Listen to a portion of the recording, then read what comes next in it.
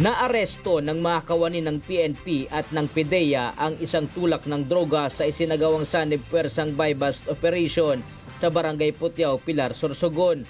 Kinilala ang sospek na si John Paul Estropilla, 31 taong gulang, na taga-Barangay Tabi, Gubat, Sorsogon.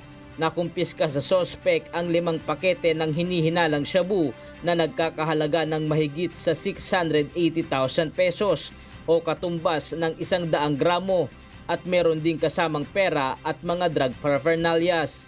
Sa ngayon ay nasa kustodiya ng PNP Sorsogon ang sospek at nahaharap sa kasong paglabag sa Republic Act 9165 o Comprehensive Dangerous Drug Act of 2002. Diyos ang aming sandigan, serbisyo publiko ang aming pinahahalagahan. Ryan Salatandol, humahataw!